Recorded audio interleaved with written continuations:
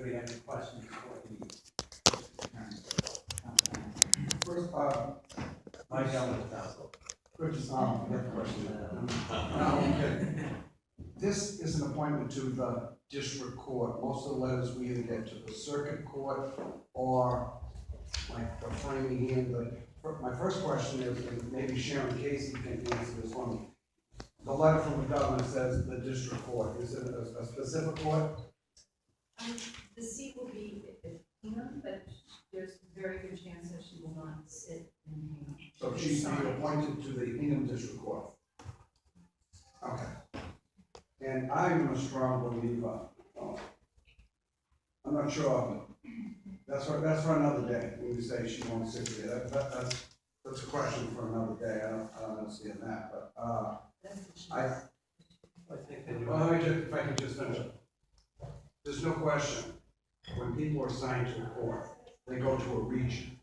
This is not my first road race, I understand that. But down the road, whether it's 5 years, 10 years, 12 years, they generally go back. In this case, Hingham. I would be shocked if 10, 15, somewhere down the road, if Michelle's confirmed by this body that she doesn't end up in Hingham. I could be wrong, but that's generally my sense of what happens. I am a strong believer, I don't know what you do, attorney, that the district court is a community court. I don't know, is Michele Armour, is she from Springfield? Is she, I'm trying to get a sense, I mean, I would, if she was from Springfield, I'd have a tough time. You know, the good news is she's in the middle of Norfolk County, Norfolk, and Hingham is obviously not a bad commute. I would tell you, it would be a welcome addition. She would love to go to Hingham. It's a great community. Hingham Hall, Cohasset comes with me. Situate and maybe one or two other communities. So it would be similar to some of the tours I'm sure that she has seen in Norfolk County. She's very active in her own community. She has young kids, which is I consider that a real plus because kids, as you know, are prone to make mistakes. And I said she has kids now that are starting to get a driving age, and some of the problems that those of us who have survived already, she's starting to see and appreciate. Her husband is very active as a football coach, works with kids all the time. So you find a family that's committed to both the community and helping our young people. So I would think that she'd be a good fit in Hingham, and I'm sure she'd love to go there. Also, if they put her on the bench and send her to wherever she's a loyal soldier, she's going to go where she's told. So No, I appreciate it, but you agree or disagree that the district court is a community court? absolutely. And the ideal situation, at least for me, but I see both sides of this, by the way. Like, if possible, someone in the district court lives, if not in the community, pretty close to the community. That's something you favor, or you've been doing? Well, I can tell you, generally I would agree with that statement, except I've learned as I've become a district attorney that the largest, one of the busiest and largest district courts in Norfolk County is Quincy District Court. And one of the problems I perceive, and I know I see some local police don't want to live in the community in which they work because of the relationship they have with various people. I, on the other hand, they basically send me into the district court with a keeper. Because I can't say, hey Chris, what brings you here today? Because it's usually bad news. And so as a result of that, I think I have an appreciation of what goes on in some of the issues because I happen to live there, but getting into that court is very difficult even for someone like me. And it's easier for me to walk into a Rentham where I'm maybe not as well known or a Dedham, but I think there's something to say to put a little space between where you live and I can't have the problems where the region where Michelle lives and the Hingham district. I would tell you that same problems, whether it's opiates, artillery with some of our young people, drinking, things like that, it's probably the same thing. I appreciate that. I'm generally a fan, if possible, for the judge, I'm not talking about other people, but for the judge to live in the community. They understand their community better than people who don't live in the community. That's just my personal choice. I appreciate it. The other one is she's worked in district courts all over the county in her day, and she's obviously supervised people in all the district courts. And so she has a pretty good pulse upon it. In Norfolk County, I have Brookline. We talk about another plan. That's a true community court. And so things that happen over there, I know the defense counsel can know that things are handled a little differently in Brookline than they are in Rentham and Dedham and Stoke and Quincy. So you know, it really depends upon the court and the judge, and I think that's one of the things we probably hear from Michelle too, is that the judge is only really as good in many cases as the people around. I think she appreciates that as well, so whether it's probation or the staff, the prosecutors as well, the defense counsel. I think in Norfolk County, we have a pretty decent relationship with both the defense bar and prosecutors, so at least we try to. Sure. I know her background, she's an assistant district attorney for a number of years. At some point, and I'm pretty familiar that most of the district courts, most of the business is criminal, as opposed to civil. This body, I'd have to say, at least the last 6 years, clearly the majority has said enough is enough is enough. Too many assistant U.S. attorneys, too many assistant AGs, too many assistant DAs. I appreciate you hearing every day. But at some point, I'm not talking about Michele M Armour, but at some point. That's not a good idea. No, but at some point, and I know obviously the opposition,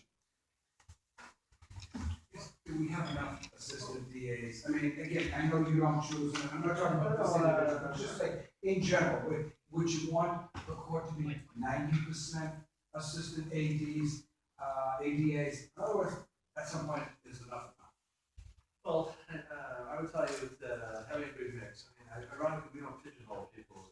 They could get a civil person on the bench, and who may want to just handle civil cases for the rest of their life, depending on how our system works, because that's really a question for the chief administrative judge, because clearly there's some very capable and competent civil attorneys that I know that have very little criminal experience, but I think what they do have is common sense and good judgment, which is one of the things that is a prerequisite for being a judge. And one of the other people going to speak, with Judge Fishman, I think is an awesome judge. And he really, I assume he didn't have a ton of civil experience, but he handles civil cases and he handles and treats people fairly, whether it's a criminal or civil matter. Now, it's true, if a civil person was to come before you, then one of the questions is going to be, well, you really, a lot of the business of the court is criminal nature. You're going to have enough experience to handle that matter. Well, the rules of evidence are the rules of evidence.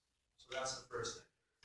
And treating people, I think that there's more writing, and I was taken aback having been a civil practitioner, honestly, that I think there's a roadmap for civil cases often followed, and people follow the various timelines that the time standards, and a lot of the motions that are handed to judges are all in the written form and all briefed and ready to go.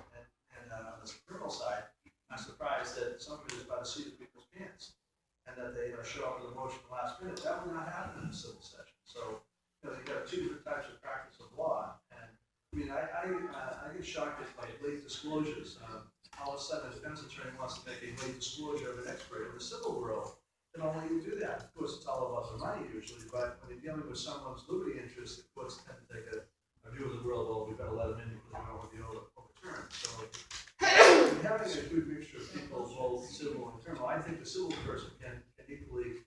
It took me a little while to learn. I hadn't had a criminal case in 26 years, but I can tell you now I know a lot more about criminal law than I did 5 years ago. So, I think people can learn that. But having the basics of how you treat people and the fairness and you're willing to listen and make people feel comfortable in a court, the Commonwealth, it's a criminal civil case. I think that's half the job of being a judge. The other part in making the decision is usually, if you provide enough information, is usually the easiest part.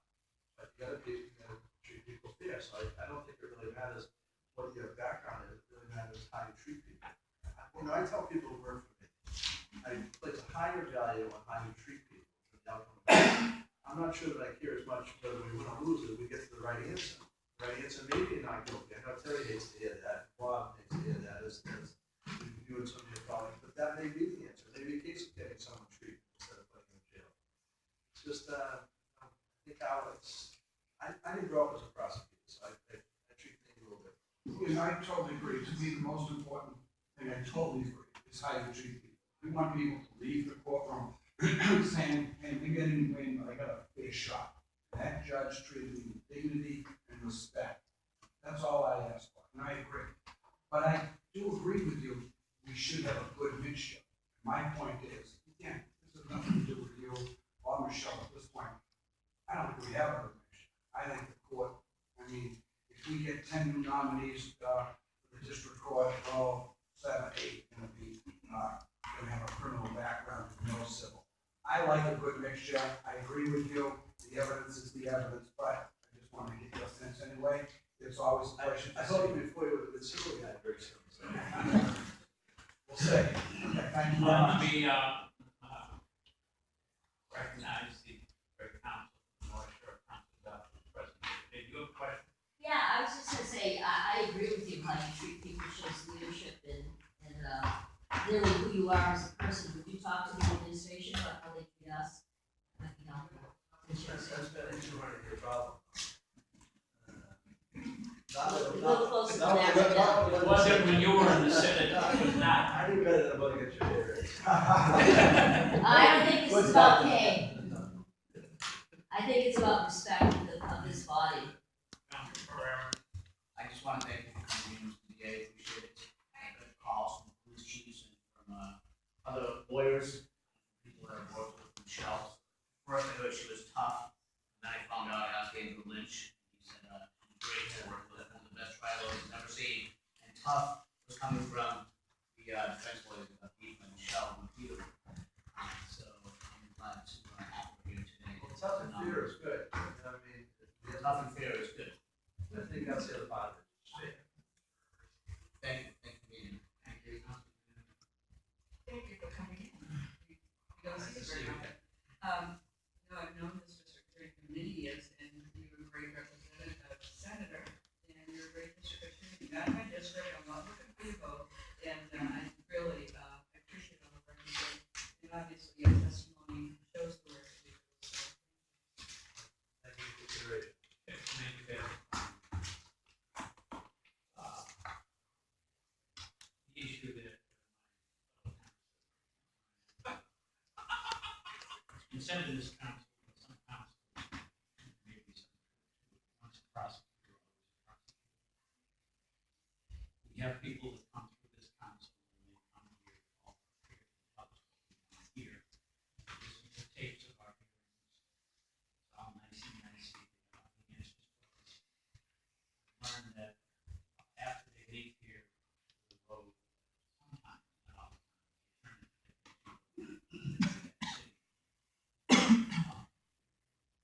not a prosecutor, by trade, I guess. We have any concerns here that once a prosecutor, always a prosecutor?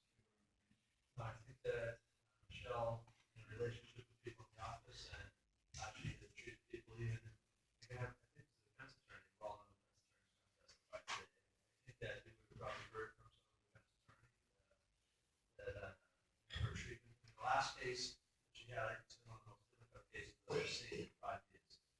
And she handled it in a very professional manner, in spite of what I would consider obstacles by the defense attorney. She treated people with dignity and respect, even when I would have tolerated that. I have to admit that I made a little shove juice and used to scratch my head, but don't tell people how to try the cases. And Michelle, you know, obviously made the right call. I think we're talking to other people in the courthouse that see her. Court officers know an awful lot. They put out that consultants in the court officers clerk and know somebody reach out and talk to them. I think they would probably get her good reviews. And I think that those people that actually see her all the time, so I have to weigh those decisions as well. I think the general review would be pretty good. And I think that if I tell you really about her as a person, I think that not only is she a great attorney, that's why I made her chief trial counsel. I think that she has the right level of volume and treatment of people. They say sometimes that, judges, certain judges, get around and say that you shoot things they were anointed rather than appointed. The road seems to do that to some people. I've asked a couple how they did on the judge's exam a couple times. So there's, like everything else, it's human nature. I think that's, you have to weigh those decisions and how you make decisions. To confirm someone's a lifetime appointment, at least till age 70 anyway. And I know that's a very important part of this job. I'll take very, very seriously. Thank you. Any questions? I just want to say that you concur with me need. I think that there have been too many prosecutors. And it's not that, and I don't think anybody is, and this is nothing against Michelle, my book. It's not anything against any particular prosecutor, it's all balance in the court. And the majority of people sitting in this administration, you can get massive, overwhelming majority. And I think it's important that the administration gets the message, and it's not the first time I've said it, or Councilor Arnello said it, that we need more balance. We need more people from the defense bar and from the civil bar. And you don't even have to, No, I'm a you civil don't judge, you know. I know. And I think I actually had a case with you one time, way back in the hopefully we get a couple couple of clocks. We had a squeeze here, but you were cheap, but we got it done. As long as we both get paid, it was a win. That's right. So. But you don't even have to comment on it. I just